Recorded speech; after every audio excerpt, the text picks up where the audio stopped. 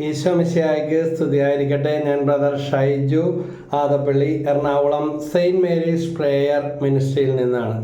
റോമാലേഖനം 10-ാം അധ്യായം 13 മുതൽ 15 വരെയുള്ള വാക്യങ്ങൾ. കർത്താവിൻ്റെ നാമം വിളിച്ചപേക്ഷിക്കുന്ന എല്ലാവരും രക്ഷ പ്രാപിക്കും. എന്നാൽ തങ്ങൾ വിശ്വസിച്ചിട്ടില്ലാത്ത ഒരുവനെ അവർ എങ്ങനെ വിളിച്ചപേക്ഷിക്കും? ഒരിക്കലും കേട്ടിട്ടില്ലാത്തവനിൽ എങ്ങനെ വിശ്വസിക്കും? പ്രസംഗകനില്ലാതെ എങ്ങനെ കേൾക്കും? അയക്കപ്പെടുന്നില്ലെങ്കിൽ എങ്ങനെ പ്രസംഗിക്കും? സുവിശേഷം പ്രസംഗിക്കുന്നവരുടെ പാദങ്ങൾ എത്ര സുന്ദരം. അതുകൊണ്ട് ഈ സുവിശേഷ ശുശ്രൂഷ എന്ന് പറഞ്ഞാൽ അത് നിസ്സാര കാര്യമല്ല. ഇത് മറ്റുള്ളവർ അംഗീകരിക്കണമെന്ന് ഒരു നിർബന്ധവും ഇല്ല.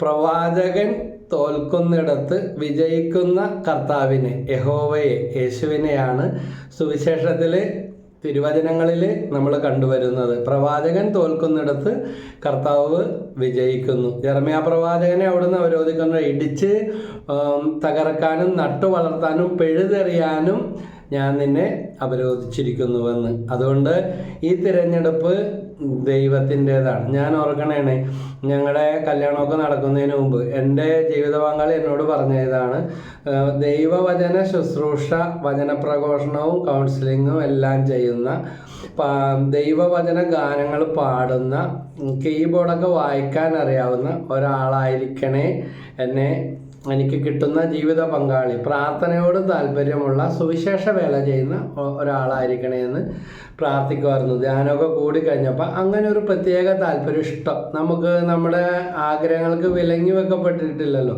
അതുകൊണ്ട് ധ്യാനത്തിലൊക്കെ നിയോഗം വെച്ച് പ്രാർത്ഥിക്കുമായിരുന്നു. പക്ഷേ ഞങ്ങൾ കല്യാണം കഴിക്കുമ്പോൾ, കല്യാണം ആലോചിക്കുമ്പോൾ ഒരു ഉറച്ച ജോലിയുള്ള ഒരാളെ വീട്ടുകാർ നോക്കുന്നത്. അങ്ങനെ കല്യാണം കഴിക്കുമ്പോൾ എനിക്ക് ജോലിയൊക്കെ ഉണ്ടായിരുന്നു. പാർട്ട് ടൈമായിട്ട് അപ്പച്ചൻ്റെ സുവിശേഷ ശുശ്രൂഷകളിലും മറ്റും സാധിക്കുന്ന രീതിയിൽ ഞാൻ സപ്പോർട്ട് ചെയ്യായിരുന്നു. അതോടൊപ്പം തന്നെ രണ്ട് പള്ളികളിൽ കീബോർഡ് വായിക്കാനും ഗാനശുശ്രൂഷയുമായി ബന്ധപ്പെട്ട സഹായങ്ങളിൽ പാടുന്നതിനേക്കാൾ, അത്യാവശ്യം വന്നാൽ പാടുന്നതിനേക്കാൾ അതുപോലെ കീബോർഡ് അല്ലെങ്കിൽ ഹാർമോണിയം, അന്ന് ഹാർമോണിയത്തിൻ്റെ കാലഘട്ടം. ഇപ്പം എനിക്ക് 50 വയസ്സായി. അപ്പോൾ വർഷങ്ങൾക്ക് മുമ്പുള്ള അവസ്ഥയാണ്. ഹാർമോണിയം വായിക്കും, പിന്നെ അതുപോലെ പിന്നീട് കീബോർഡൊക്കെ ആയി. അപ്പോൾ അങ്ങനെയൊക്കെ സാധിക്കുന്ന രീതിയിൽ ഞായറാഴ്ച ദിവസമൊക്കെ പരമാവധി മുടക്കായിരിക്കുമല്ലോ, അല്ലെങ്കിൽ വല്ല ഏഴോ ആണ്ടോ അടിയന്തരോ അതുമായിട്ട് ബന്ധപ്പെട്ട് പള്ളിപ്പെരുന്നാളിൻ്റെ ആ പ്രോഗ്രാമിൻ്റെ കൊയറുകളൊക്കെ ചെയ്യുമായിരുന്നു. ഇടവക ദേവാലയത്തിലും പോയി. ഇപ്പോൾ ഞാൻ ചളിക്കവട്ടൻ സെയിൻറ്റ് സെബാസ്റ്റ്യൻ ശാന്തിനഗർ ദേവാലയത്തിലെ ഇടവക അംഗമാണ്. അതോടൊപ്പം തന്നെ മുൻപ് പാലാരിവട്ടം സെയിൻറ്റ് ജോൺ ബാപ്റ്റിസ്റ്റ് പള്ളി ഇടവകയാണ്. അപ്പോൾ ഉണ്ണിച്ചിറ സെയിൻറ്റ് ജൂഡ്സ് പള്ളിയിൽ ഒരു 5 വർഷക്കാലം കീബോർഡ് വായിക്കാനായിട്ട് അവിടുത്തെ കൊയർ ടീം, അന്ന് ഒരു സൂരജും അവരൊക്കെ ആയിരുന്നു, മുഴുവനായിട്ട് ഓർക്കുന്നില്ല. അവരുടെ വർഷം കുറേ ആയ കാര്യമാണല്ലോ, 10-23 വർഷത്തിന് മുമ്പുള്ള കാര്യമാണ്. അപ്പോൾ അവരുടെ കൂടെ പാട്ടിന് കീബോർഡ് വായിക്കാനൊക്കെ പോകും. അവർ ഞാൻ എൻ്റെ ജോലിക്കൊക്കെ പോയിരുന്ന കാലഘട്ടങ്ങളിൽ അതോടൊപ്പം ഷിഫ്റ്റ് മാറ്റിയെടുക്കും, അല്ലെങ്കിൽ ഓവർ ടൈം ചെയ്യും. അങ്ങനെയൊക്കെ അഡ്ജസ്റ്റ് ചെയ്ത് ബാലൻസ് ചെയ്യും. അത്യാവശ്യം വചന ശുശ്രൂഷകളൊക്കെ ആ ഉള്ള ജോലികളിൽ നിന്നുകൊണ്ട് തന്നെ ചെയ്യാൻ പറ്റിയതൊക്കെ ചെയ്യുമായിരുന്നു. പക്ഷേ കല്യാണം കഴിഞ്ഞ 1 മാസം കഴിഞ്ഞപ്പോൾ തന്നെ എൻ്റെ ജോലി നഷ്ടപ്പെട്ടു. ഇനി എന്തെന്നുള്ള ചോദ്യമാണ്. പക്ഷേ ആത്മീയ ഗുരുക്കന്മാർ, എനിക്ക് എൻ്റെ ആത്മീയ ശുശ്രൂഷയിൽ IMS ജ്ഞാനേന്ദ്രത്തിലെ പ്രശാന്തച്ചൻ, അതുപോലെ അന്നത്തെ സുപ്പീരിയറായിരുന്ന വിനയാനന്ദച്ചൻ ആത്മീയ ശുശ്രൂഷകളിലും വളർച്ചകളിലും ഒത്തിരി സഹായിച്ചിട്ടുള്ളതാണ്. അതുപോലെ പല പല ധ്യാനങ്ങളൊക്കെ കൂടിയപ്പോൾ ആ ധ്യാനങ്ങളിൽ ധ്യാനിപ്പിച്ചിട്ടുള്ള ബഹുമാനപ്പെട്ട ആർമണ്ടച്ചൻ, വിൻസെൻ്റ് അച്ഛൻ, അങ്ങനെ മറ്റ് ധ്യാനങ്ങളിലൊക്കെ ഇവരുടെ എല്ലാം പല ഉപദേശങ്ങളും കടന്നു വന്നു. അപ്പോൾ അപ്പച്ചൻ മരിച്ചതിന് ശേഷം മുഴുവൻ സമയ ശുശ്രൂഷയിലേക്ക് കടന്നു വരണമെന്ന ഒരു ശക്തമായ ഉപദേശവും മുന്നറിയിപ്പുമാണ് കിട്ടിയത്. അങ്ങനെ മുഴുവൻ സമയ ശുശ്രൂഷയിലേക്ക് വന്നു. പല ധ്യാനങ്ങളിലും പ്രോഗ്രാമുകളിലും ഒക്കെ ഗുഡ്നസ് ടി വിയിൽ പാട്ടുകാരുടെ കൂടെ അന്ന് എനിക്ക് തൊണ്ടയടപ്പും ഒച്ചയടപ്പും ഒക്കെ ആയിട്ട് നിന്നതാണ്. ഒരു കൊയർ ടീം പാടുമ്പോൾ അവരെ സപ്പോർട്ട് ചെയ്യാൻ 7 പേരടങ്ങുന്ന 7 പേരും കീബോർഡും കൂടെ 8 പേര് അടങ്ങുന്ന ടീമിലാണ് വന്നതെങ്കിലും പ്രോഗ്രാം ചെയ്തുകൊണ്ടിരുന്ന ആ ഡയറക്ടർ പറഞ്ഞു, ടീ ബ്രേക്ക് കഴിഞ്ഞപ്പോൾ പറഞ്ഞു, ഇനി ഉള്ള പ്രോഗ്രാം താൻ അവതരിപ്പിക്കണമെന്ന് പറഞ്ഞു. അങ്ങനെ നിരവധി പ്രോഗ്രാം, പ്രൈസ് ആൻഡ് വർഷിപ്പ് എന്ന് പറഞ്ഞ ആ പ്രോഗ്രാം ഗുഡ്നസ് ടി വിക്ക് വേണ്ടി ആ കൊയർ ടീമിനോടൊപ്പവും അല്ലാതെ മറ്റ് ടീമുകളോടൊപ്പവും കണ്ടക്ട് ചെയ്യാനും ശുശ്രൂഷ ചെയ്യാനൊക്കെ നിരവധി അവസരങ്ങൾ ഉണ്ടായിട്ടുണ്ട്. അപ്പോൾ തേടിയ വള്ളി കാലിൽ ചുറ്റിയതെന്ന് പറഞ്ഞ പോലെ. പക്ഷേ ഇതൊന്നും അന്ന് മനസ്സിലാക്കാൻ പറ്റുകയില്ലായിരുന്നു. ജോലി നഷ്ടപ്പെട്ട ജീവിത പങ്കാളി മറ്റു പല കാര്യങ്ങളൊക്കെ ചെയ്യുന്നുണ്ടെങ്കിലും, പക്ഷേ എന്തിനു പോയാലും എവിടെ പോയാലും ഒരു കറങ്ങിത്തിരിയലും ചുറ്റിക്കറങ്ങലും ഒന്നിലും ഏതിലും എത്താത്ത അവസ്ഥ. ഒന്നുകിൽ ജോലി നഷ്ടപ്പെടും, അല്ലെങ്കിൽ ആ സ്ഥാപനം പൊട്ടിപ്പോകും. ഇവനിത് മാത്രം പണിയുള്ളതെന്ന് ചോദിക്കും. അങ്ങനെ ഒത്തിരി അധികം വിഷമിച്ച, ഞെരുങ്ങിയ, കഷ്ടപ്പെട്ട നാളുകളുണ്ടായി. പക്ഷെ കറങ്ങിത്തിരിഞ്ഞ് എൻ്റെ വിളി എന്താണെന്ന് തിരിച്ചറിയാനും മുഴുവൻ സമയ ശുശ്രൂഷ, ഇന്ന് ആത്മീയ ശുശ്രൂഷ രംഗങ്ങളിൽ മാത്രമല്ല അല്ലാതെയുമുള്ള ഒരു സന്മാർഗം എന്ന് പറയും, പോസിറ്റീവായിട്ടുള്ള ഒത്തിരി പ്രഭാഷണങ്ങൾ, അതുപോലെ വനിതാ ദിനത്തോടനുബന്ധിച്ചും ജയിലിൽ കിടക്കുന്നവർക്ക് വേണ്ടി പോയി ശുശ്രൂഷ ചെയ്യാൻ നിരവധി അവസരങ്ങൾ ഉണ്ടായിട്ടുണ്ട്. അതുപോലെ സ്കൂളിൽ പഠനം മേഖലയുമായി ബന്ധപ്പെട്ട PTA ഞാൻ പഠിച്ച ഏത് സ്കൂളിലും ഞാൻ വിഷമിക്കുകയും കണ്ണീരൊഴിക്കുകയും പഠിക്കാൻ ബുദ്ധിമുട്ടുകയും ദാരിദ്ര്യവും കഷ്ടപ്പാടും പ്രതിസന്ധികളും മൂലം വിഷമിച്ച കടന്നു വന്ന എൻ്റെ ആ അധ്യയന കാലഘട്ടങ്ങൾ നിലനിൽക്കുന്ന അതേ സ്കൂളിൽ തന്നെ പോയി പലതവണ ശുശ്രൂഷ ചെയ്യാനും ക്ലാസ് എടുക്കാനും അങ്ങനെ ഒട്ടനവധി വേദികളിൽ ദൈവത്തിൻ്റെ വചനം പ്രഘോഷിക്കാനായിട്ട് ശുശ്രൂഷ ചെയ്യാനായിട്ട് സാധിച്ചു. അപ്പോൾ ഈ വചനത്തിൽ കേട്ടതുപോലെ കർത്താവിൻ്റെ നാമം വിളിച്ചപേക്ഷിക്കുന്ന എല്ലാവരും രക്ഷ പ്രാപിക്കും. നമ്മളെവിടെ നമ്മുടെ കണ്ണുനീര് വീണോ, നമ്മളെക്കുറിച്ചുള്ള പദ്ധതികൾ നമുക്ക് മനസ്സിലാക്കാൻ പറ്റാതെ പോയോ, എന്ത് ചെയ്തിട്ടും കയറിപ്പോകാൻ പറ്റാത്ത അവസ്ഥകളാണോ, പക്ഷേ ദൈവം അതെല്ലാം ചവിട്ടുപടികളാക്കി മാറ്റി നമ്മളെ എത്തേണ്ടിടത്ത് എത്തിക്കുക തന്നെ ചെയ്യും. ഒരാളിവിടെ പ്രാർത്ഥിച്ചു ശുശ്രൂഷ ചെയ്യുന്ന, പാട്ട് പാടുന്ന, കീബോർഡ് വായിക്കുന്ന, കൗൺസിലിംഗ് ചെയ്യുന്ന, വചനം പ്രഘോഷിക്കുന്ന, ദൈവ ശുശ്രൂഷ ചെയ്യുന്ന, അങ്ങനെ പല ധ്യാനങ്ങൾ പോലും നിരവധി അവസരങ്ങളിൽ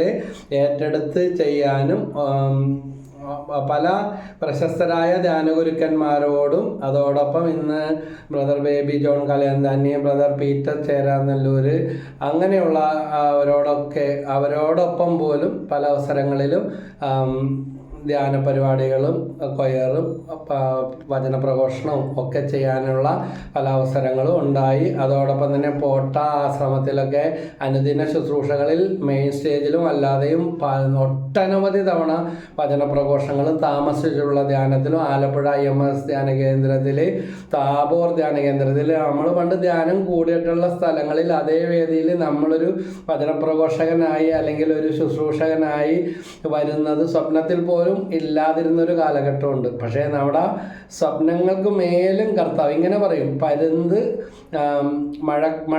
മഴക്കാർ വരുമ്പോൾ എല്ലാ പക്ഷികളും അല്ലെങ്കിൽ കാറ്റും മഴയും കൊടുങ്കാറ്റൊക്കെ വരുമ്പോൾ സുരക്ഷിത സങ്കേതങ്ങൾ തേടിപ്പോകും. എന്നാൽ പരുന്ത് മാത്രം മഴമേഘങ്ങൾക്ക് മേലെ, അതുക്കും മേലെ ചിറകടിച്ച് ഉയരും. അങ്ങനെ കിലോമീറ്ററുകൾ വെറുതെ ചിറക് വിരിച്ചു കൊടുക്കും, സുരക്ഷിതമായി അത് സഞ്ചരിക്കും. ഇതുപോലെ നമുക്ക് സഹനങ്ങളല്ലാതെ ഒന്നുമില്ലാതിരുന്ന കാലഘട്ടങ്ങൾ, വെല്ലുവിളികളും പ്രതിസന്ധികളല്ല ഒന്നുമില്ലാതിരുന്ന കാലഘട്ടങ്ങൾ. പക്ഷേ ദൈവം അതൊരു ചൂണ്ടുപലകയാക്കി മാറ്റി നമ്മുടെ തകർന്നു വീണ സ്വപ്നങ്ങൾക്ക് മീതെ ഉയർത്തിക്കൊണ്ട് ഒന്ന് തിരിഞ്ഞു നോക്കുമ്പോൾ സമൂഹത്തിലെ എല്ലാ തലത്തിലും പെട്ട ജാതി മത ഭേദമന്യേ ഇന്നിപ്പോൾ ഈ യൂട്യൂബിലൂടെയുള്ള ശുശ്രൂഷ ചെയ്യുന്നതോടൊപ്പം തന്നെ ചിലയിടത്തൊക്കെ വരുമ്പോൾ ചിലർ വന്ന് പരിചയപ്പെടും, യൂട്യൂബിൽ പ്രസംഗിക്കുന്ന ബ്രദർ അല്ലേന്ന് ചിലരൊക്കെ വരാറുണ്ട്, ചിലർ വിളിക്കാറുണ്ട്, ചിലർ മെസ്സേജ് അയക്കാറുണ്ട്, പലയിടത്ത് വെച്ചും പലരെയും കണ്ടുമുട്ടാറുണ്ട്. കുറച്ച് നാൾ മുമ്പ് വനിതാ ദിനത്തിൽ, കഴിഞ്ഞ വർഷം വനിതാ ദിനത്തിൽ Janamaithri police, Ernakulam north Janamaithri police Ashir ഭവനിൽ രൂപതയിലെ വനിതകൾക്ക് വേണ്ടിയുള്ള ഒരു പ്രോഗ്രാം ഏറ്റെടുത്തിരുന്നു. അപ്പോൾ എന്നെയാണ് അവർ പ്രസംഗിക്കാനായിട്ട് വിളിച്ചത്. അവിടെ പ്രസംഗിച്ചപ്പോൾ പ്രസംഗിച്ചപ്പോൾ അതിൽ പങ്കെടുത്തിരുന്ന അന്ന് പണ്ട് ഞാൻ ഇടവക ആയിരുന്ന സെയിൻറ്റ് ജോൺ ബാപ്റ്റിസ്റ്റ് പള്ളിയിലെ അമ്മമാർ പിറ്റേ വർഷം ഈ വർഷം വീണ്ടും അവരുടെ ഇടവകയിലേക്ക് അവിടെ വെച്ച് പോലീസ് മുഖാന്തരമാണ് പരിചയപ്പെടാനിടയായത്. എങ്ങനെയൊക്കെ ദൈവം എത്തിക്കുന്നത്? നമ്മൾ അൾത്താരപാലനായിട്ടൊക്കെ നിന്നാൽ, നമ്മൾ പ്രാർത്ഥിച്ച, നമ്മൾ ജീവിച്ച ആ ഇടവകയിൽ വന്ന് അമ്മമാർക്ക് വേണ്ടി ക്ലാസ് കൊടുക്കാൻ അതെന്തൊരു ആനന്ദമായിരുന്നു എന്നറിയാമോ? കാരണം ആ അമ്മമാരോടൊപ്പമുള്ള ഒരവസ്ഥകൾ, അതുപോലെ വിൻസെൻഷ്യൽ പ്രവർത്തനങ്ങളിൽ ഇന്ന് പങ്കുകാരായി പാവപ്പെട്ടവരോടും അഗതികളോടും കരുണ കാണിക്കുന്ന രൂപതയിലെ വിൻസെൻ്റ് പോൾ പ്രവർത്തനങ്ങളിൽ ഒരു സജീവ അംഗമായിട്ട് പ്രവർത്തിക്കാൻ സാധിക്കുന്നതിലും ഞാൻ അഭിമാനിക്കുകയാണ്.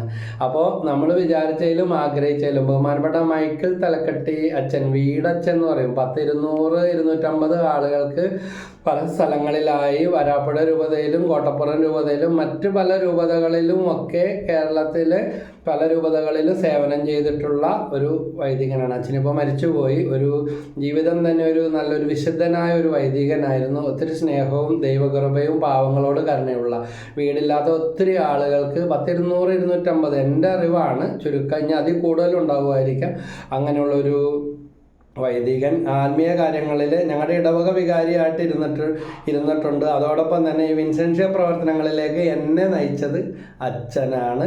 മരിക്കുന്നതിന് കുറച്ച് ദിവസം മുമ്പും വിളിച്ചിട്ട് പറഞ്ഞു, മോനെ ഏറ്റവും നല്ല പ്രവർത്തിക്കാനുള്ള ഒരു ശുശ്രൂഷ മേഖലയാണ് മോൻ, അതിൽ പ്രവർത്തിക്കുന്നുണ്ടല്ലോ അല്ലേ, അച്ഛന് പാടില്ല, പ്രാർത്ഥിക്കണം എന്നൊക്കെ പറഞ്ഞ് അച്ഛൻ്റെ അനുഗ്രഹവും പ്രാർത്ഥനയുണ്ട് എന്നൊക്കെ പറഞ്ഞത് ഓർക്കുകയാണ്. അപ്പോൾ നമുക്ക് ഒരിക്കലും എത്തിപ്പെടാൻ പറ്റാത്ത അറിയാത്ത മേഖലകളും ശുശ്രൂഷകളും, അതോടൊപ്പം തന്നെ ഇപ്പോൾ ഈ കഴിഞ്ഞ ദിവസം എറണാകുളം ജില്ല പവർ ലിഫ്റ്റിംഗ് ബെഞ്ച് പ്രസ്സിൽ എൻ്റെ കുടുംബത്തിൽ ഞങ്ങൾക്ക് 3 പ്രൈസ്, എനിക്കും മകനും ഇളയ കുട്ടിക്കും. അതുപോലെ നാഷണൽ ലെവലിൽ പോയി വെയ്റ്റ് ലിഫ്റ്റിങ്ങിൽ ചാമ്പ്യൻഷിപ്പ് കരസ്ഥമാക്കാൻ, അങ്ങനെ അന്നും കുടുംബത്തിൽ 2-3 മെഡലുകൾ നാഷണൽ ലെവലിൽ വരെ എത്തി. എവിടെ കിടക്കണം നമ്മുടെ അവസ്ഥ എന്തായിരുന്നു? ദൈവം എവിടം വരെയും എത്തിച്ചു. വെയ്റ്റ് ലിഫ്റ്ററായും പവർ ലിഫ്റ്ററായിട്ടും ഒക്കെ മാറ്റി. അപ്പോൾ ദൈവത്തിന് നമ്മളെക്കുറിച്ച് യെരമ്യാ 29:11 നമ്മളെക്കുറിച്ചൊരു പദ്ധതി ഉണ്ട്. ചിലപ്പോൾ അത് നമുക്ക് മനസ്സിലായി വരാനും നമ്മൾ അതിലെത്തിപ്പെടാനും ഒക്കെ ഒത്തിരി സമയം എടുത്തേക്കാം. നമ്മൾക്ക് ഒരിക്കലും ചിന്തിക്കാത്ത, നമ്മുടെ അടുത്ത് ഒരിക്കലും വരുമെന്ന് പോലും വിചാരിച്ചിട്ടില്ലാത്ത വളരെ വളരെ ഉന്നതരായ വ്യക്തികൾക്ക് വേണ്ടി പോലും പ്രതിസന്ധി ഘട്ടങ്ങളിൽ ആത്മീയ ഉപദേശങ്ങൾ കൊടുക്കാനും പോയി പ്രാർത്ഥിക്കാനും ഒക്കെ ദൈവം ഇടതന്ന നിരവധി അനുഭവങ്ങളും, നമ്മൾ ഒരിക്കലും അവരുടെ മുമ്പിൽ പോലും നിൽക്കാൻ യോഗ്യതയില്ല, അത്ര വലിയ ഉന്നത സ്ഥാനങ്ങളിൽ ഇരിക്കുന്ന വ്യക്തികളും പഠിപ്പും പാണ്ഡിത്യവും ഒക്കെയുള്ള സമുന്നതരായ വ്യക്തികൾ. അപ്പോൾ ദൈവത്തിൻ്റെ വചനം നമ്മുടെ മേലുള്ളപ്പോൾ, എന്നാൽ ഇങ്ങനെ പറയും, തങ്ങൾ വിശ്വസിച്ചിട്ടില്ലാത്ത ഒരുവനെ അവർ എങ്ങനെ വിളിച്ചപേക്ഷിക്കും? ഒരിക്കലും കേട്ടിട്ടില്ലാത്തവൻ എങ്ങനെ പ്രസംഗകനില്ലാതെ എങ്ങനെ കേൾക്കും? അപ്പോൾ ഈ പ്രസംഗിക്കുക, ആത്മീയ ഉപദേശങ്ങൾ കൊടുക്കുക എന്നുള്ള കാര്യങ്ങളെല്ലാം ദൈവം ചില തിരഞ്ഞെടുപ്പും വിളിയും തരും. അത് മറ്റുള്ളവർ മനസ്സിലാക്കണമെന്നൊന്നുമില്ല. പ്രസംഗകനില്ലാതെ എങ്ങനെ, അയക്കപ്പെടുന്നില്ല എങ്ങനെ പ്രസംഗിക്കും?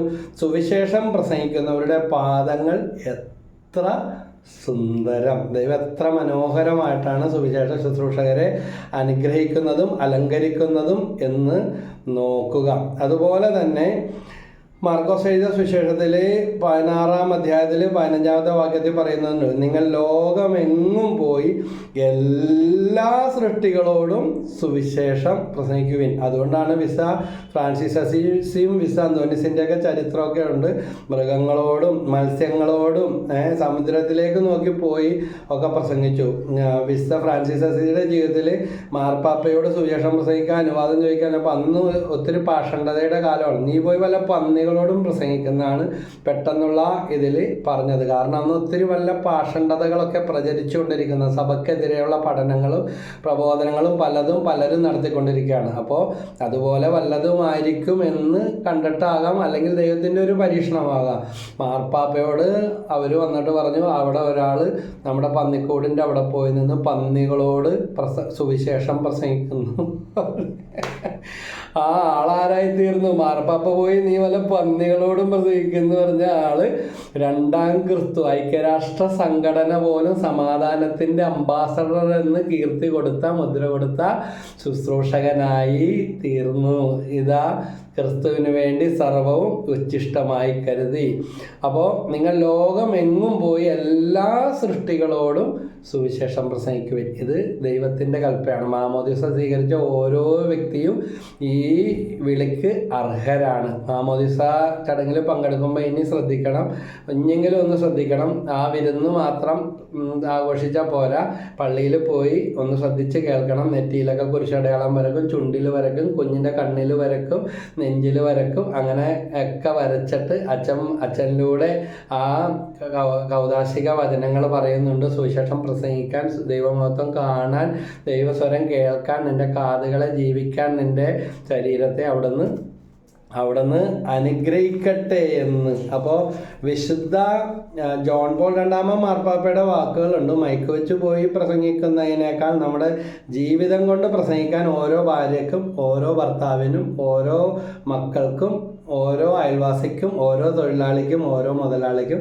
സാധിക്കും. കഴിഞ്ഞ ദിവസം ഒരു സഹോദരി എന്നെ കാണാനായിട്ട് വന്നപ്പോൾ പറഞ്ഞതാണ്, ഞാൻ ജോലി എടുക്കുന്ന സ്ഥാപനത്തിലെ ആ മുതലാളി വലിയ എൻ്റെ മക്കളുടെ പഠനവും അവസ്ഥകളൊക്കെ ഞങ്ങൾ ബുദ്ധിമുട്ടുന്നതൊക്കെ അറിഞ്ഞപ്പോൾ ശമ്പളത്തിന് പുറമെ ആ മക്കളുടെ പഠനത്തിന് വേണ്ട അല്ലെങ്കിൽ വേണ്ട ചില സഹായങ്ങൾ എക്സ്ട്രാ ചെയ്തു തന്നു. എൻ്റെ ശമ്പളത്തിലൊക്കെ പിടിക്കും. എന്നാൽ അതൊരു മറ്റൊരു വഴി ഇല്ലാതിരിക്കുമ്പോൾ അതൊരു വലിയ കാര്യം തന്നെയാണ് എന്ന്. അപ്പോൾ പലതരത്തിൽ സുവിശേഷ വേലകൾ ചെയ്യുവാനായിട്ട് നമുക്ക് സാധിക്കാനുള്ള വിളിയുണ്ട്. വിശുദ്ധ ജോൺ പോൾ രണ്ടാമൻ മാർപ്പാപ്പയുടെ വാക്കുകൾ ഇതാണ്: ആധുനിക രക്തസാക്ഷിത്വം എന്ന് പറഞ്ഞാൽ, അതായത് അനുദിന ജീവിതത്തിൽ ചിലപ്പോൾ അവിശ്വാസിയായ ഭർത്താവായിരിക്കാം, ലഹരിക്കടിപ്പെട്ട മക്കളായിരിക്കാം, ജോലിക്ക് പോകാതെ മുറിയും പൊട്ടി ഇത്രയും വളർത്തി കടമെടുത്തും കഷ്ടപ്പെട്ടും പഠിപ്പിച്ചിട്ട് മുറിക്ക് അകത്ത് തന്നെ കുറ്റിയിട്ടിരിക്കുന്ന ഉത്തരവാദിത്വമില്ലാത്ത മക്കളോ കുടുംബാംഗങ്ങളോ ലഹരിക്കടിപ്പെട്ടവരോ ആരുമാകട്ടെ, അവിടെ ഒരു സുവിശേഷമാകാനും സുവിശേഷമേകാനും ദൈവം നിങ്ങളെ വിളിച്ചിരിക്കുന്നു. എല്ലാം അനുകൂലമായിരിക്കുമ്പോഴല്ല സുവിശേഷം പ്രസംഗിക്കാനായിട്ട് സാധിക്കുന്നത്. എല്ലാം പ്രതികൂലമായിരിക്കുമ്പോൾ, വീട്ടിലുള്ള എല്ലാവരും എതിര്, അല്ലെങ്കിൽ നിരീശ്വരവാദിയായ ഭർത്താവ്, കുറച്ച് നാൾ വിശ്വാസമുണ്ട്, കുറച്ച് നാൾ വിശ്വാസം ഇല്ല, അല്ലെങ്കിൽ മക്കളെ കെട്ടിച്ചയച്ച ഒരു സഹോദരി അമ്മ പറഞ്ഞ ഇതാണ്, മകളുടെ കല്യാണം കഴിഞ്ഞ് 2 മക്കളായപ്പോൾ അവൾക്ക് തലയിൽ ട്യൂമർ വന്നു. അതോടുകൂടെ ബ്രദറെ ഞാൻ പിന്നെ ഒരിക്കലും ചിരിച്ചിട്ടില്ല. എനിക്ക് വന്നാലും കുഴപ്പമില്ലായിരുന്നു, എൻ്റെ മക്കളുടെ കാര്യം എനിക്ക് താങ്ങാൻ സഹിക്കാൻ പറ്റുന്നില്ല. പക്ഷെ ഞങ്ങളുടെ ധ്യാനം കൂടാൻ വന്ന് ധ്യാനമൊക്കെ കൂടി ആന്തരിക ആരാധനയും വചനവും കുർബാനയിലെല്ലാം പങ്കെടുത്ത് കഴിഞ്ഞപ്പോൾ സാക്ഷ്യപ്പെടുത്തിയതാ ഞാൻ 9 വർഷമായി ചിരിച്ചിട്ട്. കാരണം വിശ്വാസം പ്രതിസന്ധിയിലായിപ്പോയി. ഇനി അങ്ങനെ ഉണ്ടാകത്തില്ല, ദൈവമേ മാപ്പ്, ഇത് അനേകർക്ക് ഇതൊരു മാതൃകയാകട്ടെ എന്നും പറഞ്ഞ് അങ്ങനെ നമ്മൾ ചെയ്യരുത്. ദൈവം നന്മകൾ തന്നപ്പോൾ നമ്മൾ സ്വീകരിച്ചവരാണ്. അപ്പോൾ പരീക്ഷയും തരുമ്പോൾ ദൈവമേ നന്ദി എന്ന് പറഞ്ഞ് പുഞ്ചിരിക്കുന്ന മുഖത്തോടെ നടക്കാൻ പ്രയാസമാണ്. എന്നാലും വിശുദ്ധ അൽഫോൻസാമ്മ സഹനങ്ങളുടെ ആധിക്യത്തിലും അൽഫോൻസാമ്മ പറഞ്ഞതാ, പുഞ്ചിരി ഒരു തിരുവട്ടമാണ്, സങ്കടപ്പെടുന്നവരുടെ മുഖത്ത് നോക്കി ഞാൻ കരുണയോടെ പുഞ്ചിരിക്കും. ആ പുഞ്ചിരിയുടെ ദീപശിഖയാണ് വിശുദ്ധ അൽഫോൻസാമ്മയുടെ ജീവിതത്തിലും ദൈവദാസൻ തിയോഫിൻ അച്ഛൻ പൊന്നുരുന്തി കപ്പച്ചിൻ ആശ്രമം ഇതാ ഇവിടെ വരുമ്പോൾ അച്ഛൻ്റെ പള്ളി അച്ഛൻ സ്വന്തം ചുമലിൽ കല്ല് ചുമന്ന് പണിത ആ പൊന്നുരുന്നി കപ്പച്ചനാശ്രമം ഇവിടെയുണ്ട്. ഭാവിയിലെ ഭരണങ്ങാനമാണ്. ഭാവി എന്നൊന്നും പറയാനില്ല, ഇപ്പോഴേ തന്നെ ദിനം പ്രതി അനേകം ഭക്തജനങ്ങൾ വിശ്വാസികളും വന്ന് പ്രാർത്ഥിക്കുന്ന പൊന്നുരുന്നി കപ്പച്ചനാശ്രമം ഇവിടെ അടുത്തുണ്ട്. പുഞ്ചിരിയുടെ ദീപശിഖ ഉയർത്തിയ കർമ്മയോഗി തിയോഫിനച്ചൻ എന്നാണ് എഴുതിയിരിക്കുന്നത്. ദൈവദാസൻ തിയോഫിനച്ചൻ. അച്ഛനെ എത്രയും പെട്ടെന്ന് വിശുദ്ധ പദവിയിലേക്ക് ഉയർത്താനായിട്ട് നമുക്ക് പ്രാർത്ഥിക്കാം. ഒത്തിരി സഹനങ്ങളെ അതിജീവിച്ചവരാണ് അവരെല്ലാം. അതുപോലെ അൽഫോൻസാമ്മ മരിച്ചു കഴിഞ്ഞപ്പോൾ 50 പേരൊക്കെയാണ് ശവസംസ്കാര കർമ്മത്തിൽ പങ്കെടുത്തതെന്ന് പറയുകയാണ്. പക്ഷേ ഇന്ന് ജനലക്ഷങ്ങൾ ലോകത്തിൻ്റെ നാനാഭാഗങ്ങളിൽ നിന്നൊഴുകുന്ന ഒരു പുണ്യ തീർത്ഥാടന കേന്ദ്രമായി അത് മാറിയെങ്കിൽ അൽഫോൻസാമ്മയുടെ ഈ വാക്ക് അന്വർത്ഥം. പുഞ്ചിരി ഒരു തിരുവട്ടമാണ്, സങ്കടപ്പെടുന്നവരുടെ മുഖത്തു നോക്കി ഞാൻ കരുണയോടെ പുഞ്ചിരിക്കുമെന്ന്. കരുണയോടെ അങ്ങനെ പുഞ്ചിരിച്ചില്ലെങ്കിലും ഒന്ന് പുഞ്ചിരിക്കാനെങ്കിലും നമുക്ക് സാധിക്കുന്നുണ്ടോ? മറ്റുള്ളവരുടെ സങ്കടങ്ങളും ദുഃഖങ്ങളും ഒക്കെ അലിഞ്ഞു പോകും. ചിലരുടെ മുഖമൊക്കെ ഒന്ന് കണ്ടാൽ മതി. നമ്മുടെ ഭാരങ്ങളും പ്രയാസങ്ങളും ദുഃഖങ്ങളും അവരുടെ നോട്ടം, അവരുടെ ചിരി, അവരുടെ ഒരു ആശ്വാസ വാക്കുകൊണ്ട് നിമിഷ നേരം കൊണ്ട് ഞാൻ ഓർക്കുക. എൻ്റെ അപ്പച്ചൻ ആദ്യത്തെ ധ്യാനം, ഞാൻ ആലപ്പുഴ IMSൽ പ്രശാന്തച്ചൻ്റെ IMS ധ്യാന കേന്ദ്രത്തിലാണ് ധ്യാനം കൂടിയത്. അപ്പച്ചൻ ധ്യാനം കൂടിയത് അപ്പച്ചൻ നന്നാകാൻ വേണ്ടിയാണ്. കാരണം കുടുംബത്തിൽ കടബാധ, രോഗം, തകർച്ച, ആത്മഹത്യാപരമായ അവസ്ഥ. അപ്പോൾ അപ്പച്ചൻ ധ്യാനം കൂടിയത് ഭരണങ്ങാനം അസീസിയിലാണ്. അവിടുത്തെ ആർമണ്ടച്ചൻ ഇന്ന് വിശുദ്ധ പദവിയിലേക്ക് ഉയർന്നുകൊണ്ടിരിക്കുന്ന ഒരു വൈദികനാണ്. കണ്ണൂർ ഇരിട്ടിയിലും മറ്റോ ആണെന്നാണ് എൻ്റെ അറിവ്. ഞാൻ കാണാനും കേൾക്കാനും ഇടയായത്. അപ്പോൾ ആർമണ്ടച്ചൻ ഒരു കൗൺസിലിങ്ങും ചെയ്തില്ല. അപ്പച്ചനെ കെട്ടിപ്പിടിച്ച് തോളിലിട്ടിട്ട് മുതുകിൽ 2 മുട്ടം കൊടുത്തു, കവിളിൽ ഒരു ഉമ്മം കൊടുത്തു. അപ്പച്ചനിട്ട് കൗൺസിലിങ് അതാണ്. പക്ഷേ ജീവിതം അടിമുടി മാറി. ആള് ജീവിച്ച 15 വർഷം എന്ന് പറഞ്ഞാൽ എന്നെ കണ്ട് നിങ്ങൾ പഠിക്ക് എന്ന് പറയാൻ കഴിവുള്ള സഭയിലും സമൂഹത്തിലും കുടുംബത്തിലും ശുശ്രൂഷയിലുമെല്ലാം അങ്ങനെ അക്കമിട്ട് അക്ഷരം പ്രതി ദൈവാശ്രയത്തിലും വചനത്തിലും കേന്ദ്രീകൃതമായി മുടങ്ങാതെ മരിക്കുന്നതുവരെ, മുടങ്ങാതെ 15 വർഷം മുടങ്ങാതെ വിശുദ്ധ കുർബാന കൂടി, ജപമാല കയ്യിൽ നിറക്കൂല, ബൈബിളൊക്കെ അടയാളപ്പെടുത്തി മാർക്ക് ചെയ്ത് വായിച്ച് ഒരു ഭാഗമായി വചനം തലങ്ങും ബലങ്ങും എല്ലാം പഠിപ്പിക്കുകയും എല്ലാം ചേർന്നു. അങ്ങനെ സ്വയം പ്രഘോഷിക്കുന്നതിനേക്കാൾ ഉപരി എന്നെ ഒത്തിരി സപ്പോർട്ട് ചെയ്ത് വചനം പഠിക്കാനും പഠിപ്പിക്കാനും ഒക്കെയുള്ള ആദ്യത്തെ പുസ്തകം ദിവ്യകാരുണ്യ വിശുദ്ധ ആരാധന, അത് ഒക്കെ അപ്പച്ചൻ മേടിച്ചുകൊണ്ടുവന്നതും ഒരു ഹാർമോണിയം എനിക്ക് മേടിച്ചുകൊണ്ടുവന്നതും എല്ലാം ഇപ്പോഴും എൻ്റെ ഓർമ്മയിലുണ്ട്. ഒത്തിരി ബുദ്ധിമുട്ടുന്ന സമയത്താണ്. അമ്മ കണ്ണുരുട്ടും, അല്ലെങ്കിൽ കള്ളുപൊടിയൊന്നും ഇല്ലാത്തത് കൊണ്ട് പണ്ടാണെങ്കിൽ ഒന്ന് പറഞ്ഞ് രണ്ടാമത്തേന് വലിച്ചെറിയും, തല്ലിപ്പൊട്ടിക്കും, എല്ലാവരും വിറപ്പിക്കും. പക്ഷേ കള്ളുപൊടിയൊക്കെ നിന്ന് കഴിഞ്ഞപ്പോൾ എല്ലാം ശാന്തതയോട് സ്വത്തോട് ചെയ്യുമ്പോൾ എന്നോട് പറഞ്ഞ് അമ്മച്ചീനെ പ്രകോപിപ്പിക്കരുത്, കാരണം വേറെ പല ആവശ്യങ്ങളും കാര്യങ്ങളും ഉണ്ട്, ഞാനത് ന്യൂട്രലിൽ ശരിയാക്കിക്കോളാം എന്നും പറഞ്ഞ് ഹാർമോണിയൊക്കെ മേടിച്ചെന്നതും പുസ്തകമൊക്കെ മേടിച്ചെന്നതും. അപ്പം അപ്പനാണ് എൻ്റെ ഗുരുവും. എല്ലാം ദൈവത്തിലേക്ക് അടുപ്പിക്കാനും എന്നെ കൂടുതൽ വിഷയങ്ങൾ പ്രസംഗിക്കുക. തിരുരക്തത്താൽ എന്നെ കഴുകേണമേ, തിരുരക്തത്താൽ എന്നെ നിറയ്ക്കേണമേ. കഴുകി ഇവിടം വരെ എത്തിച്ച് എല്ലാ പ്രഭാതത്തിലും എഴുന്നേറ്റ് കരഞ്ഞുകൊണ്ടാണ്, വെറും പ്രാർത്ഥനയല്ല. ഒരാൾക്ക് ഇതിനു വേണ്ടി കരയാനെന്താ? അപ്പോൾ ദൈവാനുഭവം ഉണ്ടാകുമ്പോൾ നമുക്ക് ഒരുപാട് പൊട്ടിച്ചിരിക്കാനൊന്നുമല്ല, കരഞ്ഞു പ്രാർത്ഥിക്കാൻ ഒരുപാട് വിഷയങ്ങൾ, മറ്റുള്ളവരുടെ വിഷയങ്ങൾ നമ്മുടെ വിഷയങ്ങളായിട്ട് ഏറ്റെടുത്ത് പ്രാർത്ഥിക്കാൻ വലിയ അത്ഭുതങ്ങൾ നടക്കുമായിരുന്നു. ഇന്നാളൊരു ശുശ്രൂഷകൻ, വലിയൊരു ശുശ്രൂഷകനോട് പറഞ്ഞത്, വലിയ നിങ്ങളിപ്പൊന്നും വേണ്ട, നിങ്ങളുടെ മിടുക്കൊന്നുമല്ല, നിങ്ങളുടെ അപ്പം പ്രാർത്ഥിച്ചിട്ടിട്ട് പോയതിൻ്റെ പുണ്യം ഇപ്പം ഇങ്ങനെ വിളമ്പി കൊടുക്കുകയാണ്. അതാണ് പൊയ്ക്കോന്ന് പറയുമ്പോഴും പ്രസംഗിച്ചുകൊണ്ടിരിക്കുമ്പോഴും ഒക്കെ അപ്പൻ ദൈവമാണെന്നല്ല പറഞ്ഞത്. കാരണം അത്രയും സഹിച്ച് ത്യാഗം ചെയ്ത് ദൈവത്തെ അനുഭവിച്ച നിമിഷം മുതൽ ഇങ്ങനെ തിരുരക്താഭിഷേക പ്രാർത്ഥനകൾ ഭയങ്കര ഇഷ്ടമായിരുന്നു. ഇങ്ങനെ പാടി പ്രാർത്ഥിക്കുമായിരുന്നു. തിരുരക്തത്താൽ എന്നെ കഴുകേണമേ, തിരുരക്തത്താൽ എന്നെ നിറയ്ക്കേണമേ. ഇങ്ങനെയൊന്നുമില്ല കേട്ടോ, കരഞ്ഞു പ്രാർത്ഥിക്കുക. എന്നോട് പറയാമായിരുന്നു ഇതൊരു പാട്ടാക്കി മാറ്റണം. ഇതുവരെ എനിക്കങ്ങനെ പറ്റി. അപ്പം തന്നെ സ്വയം ഉണ്ടാക്കി പാടിക്കൊണ്ടിരുന്ന ഒരു 2 വരികളായിരുന്നു. അതിങ്ങനെ ആവർത്തിച്ച് പാടുകയും പ്രാർത്ഥിക്കുകയും ഒക്കെ ചെയ്യുമായിരുന്നു. അതുകൊണ്ടാണ് ഇന്ന് ഈ സന്തോഷത്തിലും ഈ ചൈതന്യത്തിലും ഇരിക്കാനായിട്ട് സാധിക്കുന്നത്. അപ്പോൾ എന്നെ കേട്ടുകൊണ്ടിരിക്കുന്ന പലരും പറയും, പിന്നെ നമ്മുടെ സാഹചര്യങ്ങളൊന്ന് ശരിയാക്കിക്കോട്ടെ, അല്ലെങ്കിൽ ഞാനൊന്ന് റിട്ടയർഡ് ആയിക്കോട്ടെ, വീട്ടിലത്തെ പ്രശ്നങ്ങളൊന്നും മാറിക്കോട്ടെ എന്ന്. അങ്ങനെയുള്ളവർ ഈ പണിക്ക് നിൽക്കാതിരിക്കുന്നതാണ് നല്ലത്. 2 തിമോത്തി 4:2 പറയുന്നുണ്ട്, വചനം പ്രസംഗിക്കുക, സാഹചര്യങ്ങൾ അനുകൂലമാണെങ്കിലും അല്ലെങ്കിലും ജാഗരൂകതയോടെ വർത്തിക്കുക. നമുക്ക് തന്നിരിക്കുന്ന വിളി എന്താണെന്ന് തിരിച്ചറിയാം. ചിലപ്പോൾ മോശയുടെ കുടുംബത്തിൽ മോശയെയാണ് ദൈവം വിളിച്ചത്, സക്കേവൂസിൻ്റെ ഭവനത്തിൽ സക്കേവൂസിലൂടെയാണ് ദൈവം പ്രവർത്തിച്ചത്, ചുങ്കക്കാരൻ മത്തായിയുടെ ഭവനത്തിൽ ഈശോ ശിഷ്യന്മാരും വിരുന്നിന് വരുന്നുണ്ട്. പക്ഷെ മത്തായിയെക്കുറിച്ചാണ്, അവിടെ മത്തായിക്കാണ് ആ വിളി കിട്ടിയത്. അതുപോലെ സമരിയാക്കാരി സ്ത്രീയാണ് ഈശോ വിളിക്കുന്നത്. വിക്കനായ മോശയാണ് കർത്താവ് വിളിക്കുന്നത്. കർത്താവിന് ഇഷ്ടപ്പെട്ടവരെ വിളിക്കുന്നു. ഒരു കുടുംബത്തിൽ ചിലപ്പോൾ ഒരു വ്യക്തിക്കായിരിക്കും ആ വിളി കിട്ടിയത്. ദാവീദിന്റെ ഭവനത്തിൽ ദാവീദിനെയാണ് ദൈവം വിളിച്ചത്. അവിടെ നീളവും വലിപ്പവും മിടുക്കും തടിമിടുക്കും ഉള്ള പലരും ഉണ്ടായിരുന്നു. പക്ഷേ ദൈവം അവിടുന്ന് ദാവീദിനെ വിളിച്ചു, അവിടുന്ന് സാമുവേലിനെ വിളിച്ചു, അവിടുന്ന് ജെറമിയായെ വിളിച്ചു, അവിടുന്ന് പത്രോസിനെ വിളിച്ചു. എടുത്തിയാട്ടക്കാരനാണ്, മുൻചുണ്ടിക്കാരനാണ്. കർത്താവിന് അതെല്ലാം അറിയാം. കർത്താവിന് ഇഷ്ടമുള്ളവരെ കർത്താവ് വിളിക്കും. ഈ വചനം കേട്ടുകൊണ്ടിരിക്കുമ്പോഴും എന്നെയും നിങ്ങളെയും ആ വിളി, പരിശുദ്ധാത്മാവ് തരുന്ന വിളി ഉണ്ടെന്ന് തിരിച്ചറിഞ്ഞാൽ സ്വസ്ഥമായിട്ടിരിക്കാനായിട്ട് പറ്റത്തില്ല. ഇവർ പറഞ്ഞ് ഭർത്താവ് ഇങ്ങനെ പറഞ്ഞ് ഇങ്ങനെ കാണിക്കുന്നു എന്ന്. തിര ഒഴിഞ്ഞിട്ട് ഒരിക്കലും വെള്ളം ഉറക്കാനായിട്ട് പറ്റത്തില്ല. കണ്ടിട്ടില്ലേ? അല്ലെങ്കിൽ ഇനി എപ്പോഴെങ്കിലും കാണണം. ഏലേലം പാടി ആ തിരക്കൊത്ത് ആ വക്കത്തിനൊത്ത് അവർ എന്തിറക്കും? വെള്ളം ഇങ്ങനെ ഇറക്കും. ഏലേലം പാടി ഇറക്കും. അല്ലാതെ തിര മുഴുവൻ തീർന്നിട്ട് വെള്ളം ഇറക്കാൻ നിന്നാൽ ഈ ജമ്മത്ത് വെള്ളം ഇറക്കാൻ പറ്റില്ല. ഇതുപോലെ പ്രേക്ഷിത വേല ചെയ്യുക, മധ്യസ്ഥ പ്രാർത്ഥന ശുശ്രൂഷ ചെയ്യുക, വചനം പ്രസംഗിക്കുക, കൗൺസിലിംഗ് ശുശ്രൂഷ ചെയ്യുക, ഗാന ശുശ്രൂഷ ചെയ്യുക. എൻ്റെ മക്കളെയൊക്കെ കെട്ടിച്ചിട്ട് വരാമെന്ന് പറഞ്ഞു. ഒരമ്മ പണ്ട് ഇവിടെ ടീമിൽ പ്രവർത്തിച്ചിരുന്നു. കുറേ ആശ്വാസമൊക്കെ വന്ന് കുടുംബത്തിൽ ഒരു വെട്ടം വിളിച്ചപ്പോൾ വന്നിട്ട് പറഞ്ഞ് എൻ്റെ 2 മക്കളുടെയും കല്യാണം കഴിഞ്ഞിട്ട് ഇനി ഞാൻ. അപ്പോൾ പലരും പറഞ്ഞു കൊടുത്ത്, ചേച്ചി ഇതൊരു വിളിയാണ്, എല്ലാ വെള്ളിയാഴ്ചയും ശനിയാഴ്ചയും വന്ന് ഇവിടെ വരുന്നവർക്ക് വേണ്ടി മധ്യസ്ഥ പ്രാർത്ഥനയിലും ശുശ്രൂഷയിലെല്ലാം പ്രേക്ഷിത വേല ചെയ്യുന്ന. പക്ഷെ പിന്നെ 15 കൊല്ലം ജീവിച്ചിരുന്നു, ഒന്നും വരണ്ടി വന്നിട്ടില്ല. അങ്ങോട്ട് പോയി അവർക്ക് വേണ്ടി ശുശ്രൂഷയും പ്രാർത്ഥനയും ഡിവൈനിലൊക്കെ കൊണ്ടുപോയി, IMSലൊക്കെ കൊണ്ടുപോയി. പിന്നെ വെച്ചടി ദൈവം കലപ്പയിൽ കൈവച്ചിട്ട് പിന്തിരിഞ്ഞ് നോക്കുന്നവൻ സുവിശേഷത്തിന് ദൈവരാജ്യത്തിന് അർഹനയല്ല. അത്ര എനിക്ക് പറയാനുള്ളൂ.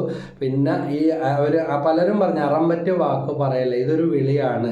അതുകൊണ്ട് മക്കളല്ലേ കല്യാണം കഴിക്കുന്നത്, അതും പറഞ്ഞിട്ട് നിങ്ങൾ അതിൻ്റെ പുറകെ പോകണ എന്തിനാണ്? നിങ്ങൾ എന്ത് ആപത്തിൽ കിടന്നവരെ രക്ഷിച്ച് ദൈവം ഇങ്ങോട്ട് കൊണ്ടുവന്ന് ഇനി മരിക്കുന്നത് വരെ എനിക്ക് വേറൊരു ജീവിതമില്ല, എൻ്റെ ഈശോയ്ക്ക് വേണ്ടി, എൻ്റെ ശുശ്രൂഷകൾക്ക് വേണ്ടി ഞാൻ ജീവിക്കും എന്ന് പറഞ്ഞിട്ട് അല്പം മെച്ചം വന്നപ്പോഴേക്കും ചവിട്ടിത്തള്ളിയതുപോലെ എല്ലാറ്റിനെയും കുടഞ്ഞെറിഞ്ഞു പോകുന്ന അവസ്ഥ. അതുകൊണ്ട് കലപ്പയിൽ കൈവച്ചിട്ട് പിന്തിരിഞ്ഞ് നോക്കുന്നവൻ അത് കർത്താവ് സുവിശേഷ ശുശ്രൂഷകൾക്ക് യോഗ്യരല്ല. നമുക്കറിയാം, പട്ടാളത്തിലൊക്കെ പോയിട്ട് തോന്നുമ്പടി പോരാനോ നിർത്തി പോരാനോ പറ്റുമോ? അറസ്റ്റ് ചെയ്ത് പൊക്കിക്കൊണ്ടുപോകും അല്ലേ? അപ്പോൾ ഇതുപോലെ തന്നെയാണ് ഒരു സുവിശേഷ വേലക്കാരൻ കർത്താവിൻ്റെ പട്ടാളക്കാരനാണ്. പക്ഷെ എന്തെല്ലാം ആനുകൂല്യമാണ് വേറെ ഒരു ഗവൺമെൻറ് ജോലിക്കും കിട്ടാത്ത അത്ര സൗകര്യങ്ങളും ആനുകൂല്യങ്ങളും. ഒരു ലോക്കൽ പോലീസിന് പോലും ഒരു കേസ് പോലും ഒരു പട്ടാളക്കാരൻ്റെ പേര് എടുക്കാൻ പറ്റത്തില്ല. അവൻ്റെ പേരിൽ പട്ടാള കോടതിയുണ്ട്. ഗവൺമെൻറ്റിൻ്റെ, സെൻട്രൽ ഗവൺമെൻറ്റിൻ്റെ സ്വന്തം ഉരുപ്പടിയാണ് ഒരു പട്ടാളക്കാരൻ. അവൻ മരിച്ചാലോ എന്നാൾ പറഞ്ഞിട്ട് 50 ലക്ഷം രൂപയുടെ ഇൻഷുറൻസ്. അതുപോലെ അവരുടെ വിധവകൾക്കോ മക്കൾക്കോ ഒക്കെ പഠിക്കാനും ജീവിക്കാനുള്ള സംരക്ഷണവും ആനുകൂല്യങ്ങളും. ഞാനൊന്ന് ഒരു ഉദാഹരണം പറഞ്ഞതെന്ന് മാത്രം, അതിനെക്കുറിച്ച് പറയാൻ വേണ്ടി അല്ല. അപ്പോൾ ഇതുപോലെയാണ് ദൈവശുശ്രൂഷകൾ ചെയ്യുന്നവരുടെ ജീവനും സ്വത്തിനും സമ്പത്തിനും. ജോബ് 1:10 ചുറ്റും അവിടുന്ന് സംരക്ഷണം നൽകും. അപ്പോൾ 2 തിമോത്തി 4:2 മറക്കരുത്. വചനം പ്രസംഗിക്കുക, സാഹചര്യങ്ങൾ അനുകൂലമാണെങ്കിലും അല്ലെങ്കിലും ജാഗരൂകതയോടെ വർത്തിക്കുക. വീണ്ടും ഏശയ്യാ 49:6 പറയുന്നുണ്ട്, എൻ്റെ രക്ഷ ലോകാതിർത്തികൾ വരെ എത്തുന്നതിന് ഞാൻ നിന്നെ ലോകത്തിൻ്റെ പ്രകാശമായി നൽകും. എന്നിട്ട് ഈ പ്രകാശം ഇപ്പോഴുണ്ടോ? പണ്ടുണ്ടായ സന്തോഷവും കുർബാന കേളപ്പാടിനും സൈരലേപനത്തിനും ഒക്കെ ഉണ്ടായ നിഷ്കളങ്കതയും അവിശുദ്ധിയും നമ്മളിലുണ്ടോ? ആദ്യം ഉണ്ടായിരുന്ന സ്നേഹം ഇന്ന് ദൈവത്തോട് ഉണ്ടോ? അവനവനോട് തന്നെ ഉണ്ടോ? അവിശുദ്ധി ഉണ്ടോ? കൂദാശകളിൽ നിന്നുള്ള അകൽച്ചയാണോ? അപ്പം എൻ്റെ രക്ഷ ലോകാതിർത്തികൾ വരെ എത്തുന്നതിന് ഞാൻ നിന്നെ ലോകത്തിൻ്റെ, ഈ വചനം കേട്ടുകൊണ്ടിരിക്കുന്ന ഓരോ വ്യക്തിയെയും കർത്താവിൻ്റെ പ്രകാശമാക്കി മാറ്റും. ഇന്ന് തന്നെ കാണാനായിട്ടൊരു സഹോദരി വന്നപ്പോൾ പറഞ്ഞു, ഞാൻ വേറെ ഒരു വ്യക്തിയോട് ഇങ്ങനെ തളർന്നിരിക്കുന്ന അവർക്ക് ഇട്ട് കൊടുത്തിട്ടുണ്ട് നമ്പർ, അല്ലെങ്കിൽ അവർക്ക് ഈ ശുശ്രൂഷയെക്കുറിച്ച് ഇട്ട് കൊടുത്തിട്ടുണ്ട്, വചനം ഇട്ട് കൊടുത്തെന്ന് പറഞ്ഞു. വേറെ പലരെയും പറഞ്ഞു വിട്ടിട്ടുണ്ടെന്ന് പറഞ്ഞു. ഞാൻ പറഞ്ഞു, എന്തുകൊണ്ടാണ് അങ്ങനെയൊക്കെ ചെയ്തത്? ദൈവം എനിക്കിത് നല്ലതാണ്, എനിക്കിത് അനുഭവം ഉണ്ടെന്ന് തോന്നിക്കഴിഞ്ഞപ്പോൾ പറഞ്ഞപ്പോൾ മനസ്സിലായി ഇതുപോലെ വിഷമിക്കുന്നവർക്ക് ഇട്ടുകൊടുക്കണം. അതാണ് പ്രേക്ഷിത വേല ചെയ്യുക എന്ന് പറയുന്നത്. അപ്പം എൻ്റെ രക്ഷ ലോകാതിർത്തികൾ വരെ എത്തുന്നതിന് ഞാൻ നിന്നെ ലോകത്തിൻ്റെ പ്രകാശമായി, കുടുംബത്തിൻ്റെ പ്രകാശമല്ല, അവിടം കൊണ്ട് ഒതുങ്ങുന്നതല്ല. നിൻ്റെ ആ 47-ാം ഡിവിഷൻ, ഞങ്ങൾ ചളിക്കവട്ടം 47-ാം, അവിടം കൊണ്ട് ഒതുങ്ങുന്നതല്ല. ചളിക്കവട്ടമല്ല, പാലാരിവട്ടമല്ല, പൊന്നുരുന്തിയല്ല, എറണാകുളമല്ല, ഇത് ഇവിടം കൊണ്ടും കേരളം കൊണ്ടല്ല. എവിടം വരെ എത്തും? ഇന്ത്യ മുഴുവനും, ലോകം മുഴുവനും, UK-യിലും കാനഡയിലും USA-ലും അമേരിക്കയിലും ഇസ്രായേലും ഓസ്ട്രേലിയയിലെല്ലാം ഈ വചനം എത്തിച്ചേരുന്നുണ്ട്. ഈ വചനം മാത്രമല്ല, അവിടെ നിന്നുള്ളവർക്കും അവിടെയുള്ളവർക്ക് വേണ്ടിയും സ്കൈപ്പിലൂടെയും വിവിധ പ്രസിദ്ധീകരണങ്ങളിലൂടെ സോഷ്യൽ മീഡിയയിലൂടെ ഒക്കെ ഗുഡ്നസ് ടിവിയിലൂടെ, ചാലോൺ ടിവിയും ഗുഡ്നസ് ടിവിയും ഇവിടെ വന്ന് ഞങ്ങളുടെ ജീവിതകഥയും അനുഭവം എല്ലാം റെക്കോർഡ് ചെയ്ത് ഇവിടെ വന്ന് മദ്യപാനമൊക്കെ മാറിയിട്ടുള്ളവരുടെ അവരെയും കൂടെ വിളിപ്പിച്ച് മനസാന്തരപ്പെട്ട കാര്യങ്ങളൊക്കെ റെക്കോർഡ് ചെയ്ത് ഒക്കെ പോയ അനുഭവങ്ങളുണ്ട്. അപ്പോൾ ലോകത്തിൻ്റെ അതിർത്തികൾ വരെ ലക്ഷക്കണക്കിന് ആളുകളിലേക്ക് നമ്മളൊന്ന് നിന്ന് കൊടുത്താൽ മതി, കർത്താവ് എത്തിക്കും. അപ്പോൾ എന്തിനാണ് ഇത്? ലോകത്തിൻ്റെ അതിർത്തികൾ വരെ. ഞാനെന്ന് പറഞ്ഞ ഒരു വ്യക്തിയെ ദൈവം വിളിക്കുന്നത് തിന്നു കുടിച്ച് നേരം വെളുത്ത് എൻ്റെ ഭാര്യ, എൻ്റെ മക്കൾ, എൻ്റെ വീടെന്നും പറഞ്ഞു പോകാനല്ല. ദൈവത്തിൻ്റെ വിളി അനുസരിച്ച് നിന്ന് കൊടുത്താൽ ലോകത്തിൻ്റെ അതിർത്തികൾ വരെ ഞാൻ നിന്നെ ലോകത്തിൻ്റെ പ്രകാശമായി നൽകും. വെട്ടവും വെളിച്ചവും അനേകർക്ക് കൊടുക്കാൻ, ആത്മീയ ഉപദേശം കൊടുക്കാൻ, ലോകം മുഴുവൻ വേണ്ടി മധ്യസ്ഥം പ്രാർത്ഥിക്കാൻ, ബന്ധനങ്ങളിൽ നിന്ന് അനേകരെ ഈശോയുടെ അടുക്കലേക്ക് കൊണ്ടുവരാൻ, അനേകരെ പരിശുദ്ധാത്മാവ് കൊണ്ട് നിറക്കാൻ, സുവിശേഷമാകാൻ, സുവിശേഷമേകാൻ, സുവിശേഷ ഗീതികൾ പാടാൻ, യേശുവിൻ സാക്ഷികളാകാൻ, ലോകത്തിലെങ്ങും പോകാൻ നാഥൻ വിളിക്കുന്നു നമ്മെ. കണ്ട, എന്നെ നിങ്ങളെ വിളിക്കുന്നത് എന്തിനാ? ലോകത്തിൻ്റെ അതിർത്തികൾ വരെ പോകുന്നതിന് വേണ്ടി. അതുകൊണ്ട് എന്താ ഇവിടെ പറഞ്ഞത്? ഞാൻ നിന്നെ, ശ്രദ്ധിക്കേണ്ട പോയിന്റ് ഇതാണ്, കീപ് ദ പോയിന്റ്, അടിവരെ ഇടുക, നിന്നെ ലോകത്തിൻ്റെ പ്രകാശം. അതുകൊണ്ട് എൻ്റെ ഭർത്താവ് അനുകൂലമല്ല, എൻ്റെ ഭാര്യ അനുകൂലമല്ല, എൻ്റെ മക്കൾ, ഞാൻ ഈ വചനത്തിലേക്ക് സുവിശേഷത്തിലേക്ക് വരുമ്പോൾ എൻ്റെ സാഹചര്യങ്ങളൊന്നും അനുകൂലമല്ലായിരുന്നു. എൻ്റെ അപ്പനൊരു മുതുകളുകൂടിയനായിരുന്നു. വൈദ്യശാസ്ത്രം ഉപേക്ഷിക്കപ്പെട്ട അവസ്ഥയായിരുന്നു. ആത്മഹത്യാപരമായ അവസ്ഥയും കടബാധ്യതകളും ബാധ്യതകളും അപമാനങ്ങളും. ആ നാട് വിട്ട് പോകണം. ഞങ്ങളുടെ എല്ലാവരുടെ ഒരു അവസ്ഥയും ചിന്ത അതായിരുന്നു. പക്ഷെ എവിടെ കണ്ണുനീര് വീണോ, എവിടെ വിഷമിച്ചോ, അവിടെ തന്നെ ദൈവം നിർത്തി, അവിടെ ഉയർത്തി.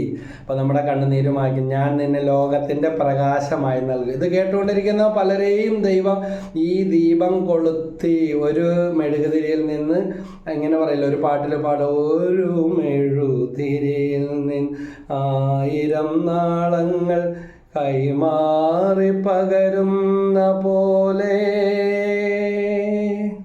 വിശ്വൈക ദീപമാം യേശുവിൽ. അങ്ങനെ യേശുവിൽ നിന്ന് ഇതാ ഒരു തിരിയിൽ നിന്ന് ഇങ്ങനെ കത്തിച്ച് കത്തിച്ച് കത്തിച്ച് അനേകം ദീപനാളങ്ങളായി പ്രകാശമായി തീരാൻ. ഇതുപോലെ അപ്പോസ്തല പ്രവർത്തനത്തിലെ 13-ാം അധ്യായം 47-ാം വാക്യത്തിൽ പറയുന്നുണ്ട്, ഭൂമിയുടെ അതിർത്തികൾ വരെ രക്ഷ വ്യാപിക്കുന്നതിന് വിജാതിയർക്കൊരു ദീപമായി നിന്നെ ഞാൻ സ്ഥാപിച്ചിരിക്കുന്നു. നേരത്തെ പറഞ്ഞ് ലോകത്തിൻ്റെ പ്രകാശമായിട്ട് ഉയർത്തുന്നു പറഞ്ഞു. ഇവിടെ പറയുകയാണ് വിജാതിയരുടെ ഇടയിൽ. ഇപ്പം ഞാൻ താമസിക്കുന്ന സ്ഥലത്ത് ഈ വലിയൊരു ലൊക്കാലിറ്റിയിൽ ഞങ്ങളുടെ കുടുംബ യൂണിറ്റുകാരുണ്ട്. 35-37 വീടുകളുണ്ട്. റോഡിൻ്റെയൊക്കെ അപ്പുറമൊക്കെയാണ്. പക്ഷെ വിജാതിയർ തിങ്ങിപ്പാർക്കുന്ന ഇതിൻ്റെ ഇടയിൽ ക്രിസ്ത്യാനിയായിട്ട് ഞാൻ മാത്രമേ ഉള്ളൂ. ജാതിയും മതവും പറയുകയല്ല. Praise lord, hallelujah. കുറേ പേരൊക്കെ ചോദിച്ചു, എന്തിനാ നിങ്ങൾ ഞങ്ങളുടെ ഒന്ന് മേടിച്ചത്? ഇവനെന്താണ്, വേറെ എന്താ ഉദ്ദേശമുണ്ട്? ഇവിടെ പള്ളി പണിയാൻ വേണ്ടിയാണ്?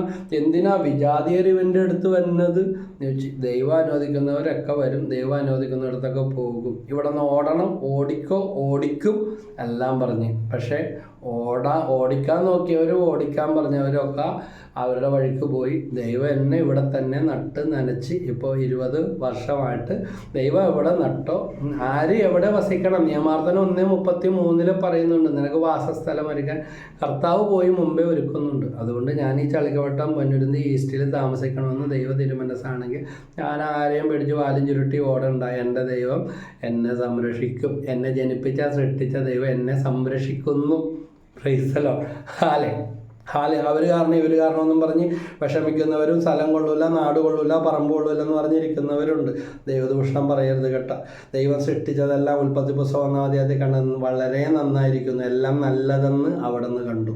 അതുകൊണ്ട് പറമ്പിനെയും വീടിനെയും സ്ഥലത്തിനെയും ദുഷിച്ചുകൊണ്ടിരിക്കുന്നവരുണ്ടെങ്കിൽ ഇന്ന് തൊട്ട് അത് മാറ്റിക്കോ. സാത്താൻ്റെ നുണയാണ്. ദൈവം നന്നതും സൃഷ്ടിച്ചതും കൊള്ളൂല, ഉള്ളതിൽ തൃപ്തിയില്ല, ഉള്ള ഭാര്യനെ കണ്ടുകൂടാ, ഉള്ള മക്കളിൽ തൃപ്തിയില്ല, അവർ ശരിയാകാൻ പോണില്ല, ഒന്നും ശരിയാകാൻ പോണില്ല, നീ നിൻ്റെ ജീവിതകാലത്ത് ശരിയാകൂല, പറമ്പ് കൊള്ളൂല, വീട് കൊള്ളൂല, സ്ഥാനം കൊള്ളൂല, പിന്നെ എന്താ കൊള്ളുന്നു? പിശാചിൻ്റെ നുണയാ. യോഹന്നാൻ 8:44 അവൻ നുണയനും നുണയുടെ പേര്. അതുകൊണ്ട് ഇന്നു മുതൽ ഉള്ളതിനെ അനുഗ്രഹിച്ച് ഇത്രയും നാൾ ശപിച്ചും എതിര് പറഞ്ഞും എതിര് ചിന്തിച്ചും ഉള്ളിൽ കിടക്കുന്നത് കൊണ്ട് ഒരു നന്മയും മംഗളകാര്യം അവിടെ മക്കൾക്ക് ജോലി കിട്ടുന്നില്ല, കല്യാണം നടക്കുന്നില്ല, കുഞ്ഞുണ്ടാകുന്നില്ല.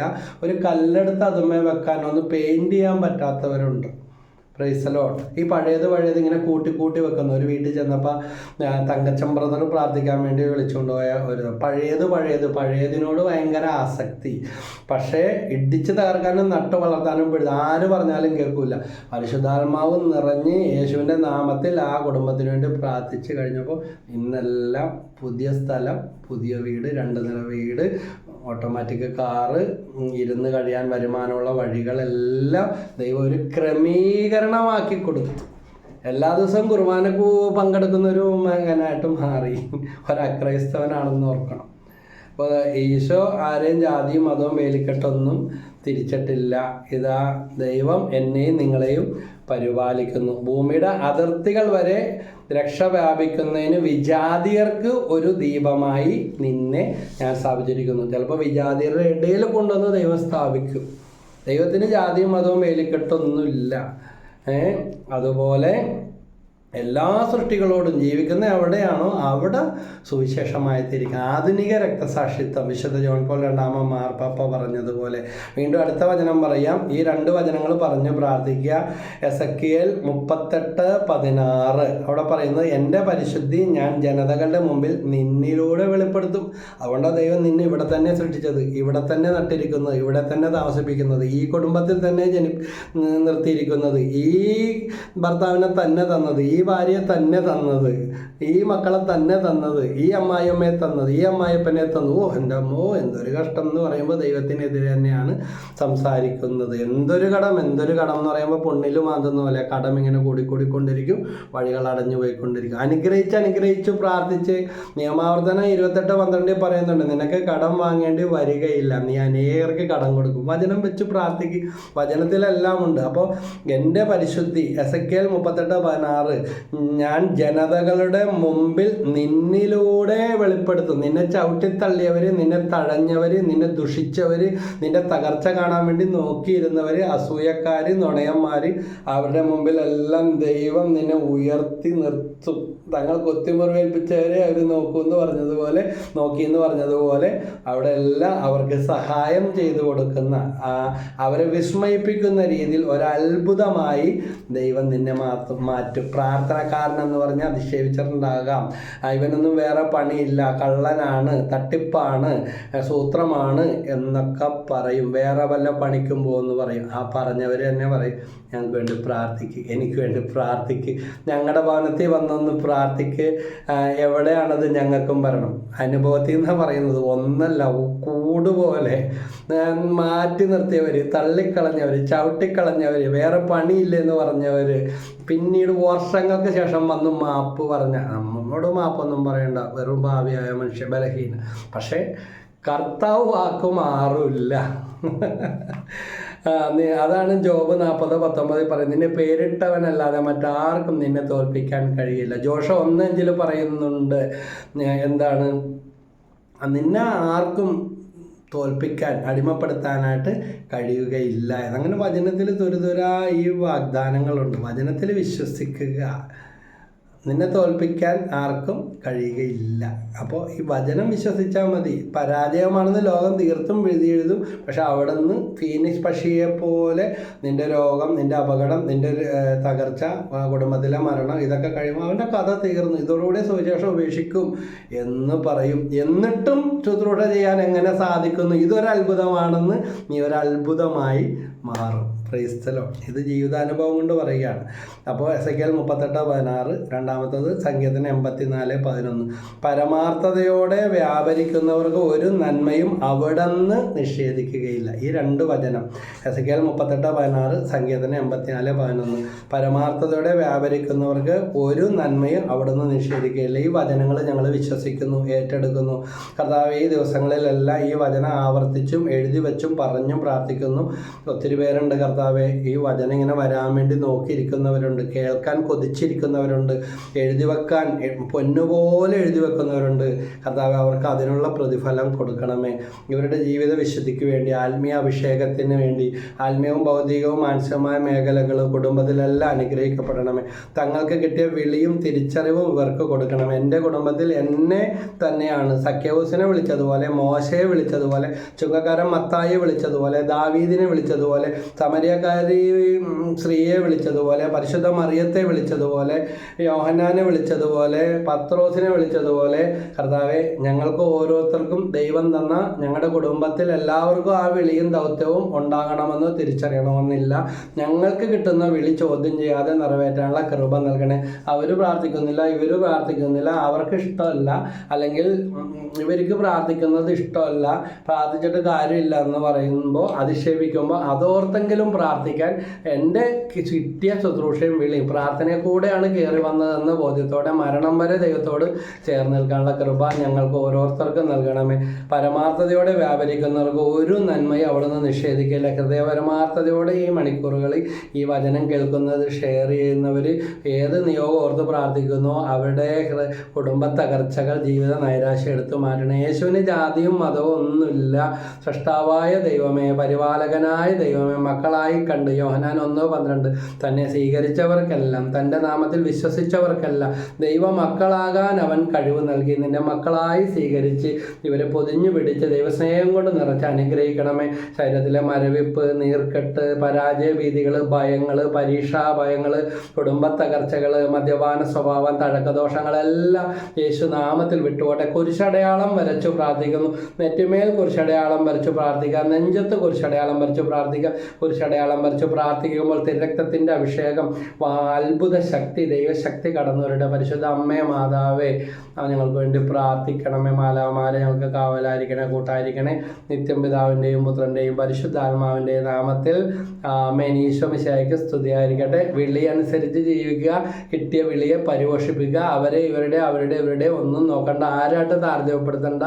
എന്നെ ഞാനായിട്ട്, നിങ്ങളെ നിങ്ങളായിട്ടും ദൈവം വിളിച്ചിരിക്കുന്നു. കുടുംബത്തിൽ തന്നെ വ്യത്യസ്തമായ വിളിയാണ് തന്നിരിക്കുന്നത്, മറന്നു പോകരുത്. അതുകൊണ്ട് അവരങ്ങനെ ഇവരിങ്ങനെ, അതുകൊണ്ട് ഞാനിങ്ങനെ എന്നും പറഞ്ഞ് പള്ളിയിൽ പോകാതിരിക്കോ, വിളി പരിപോഷിപ്പിക്കാതിരിക്കോ, കൂട്ടായ്മയിൽ നിന്ന് വിട്ടുപോയോ ഒന്നും ചെയ്യരുത്. ദൈവം അനുഗ്രഹിക്കട്ടെ. Praise the Lord.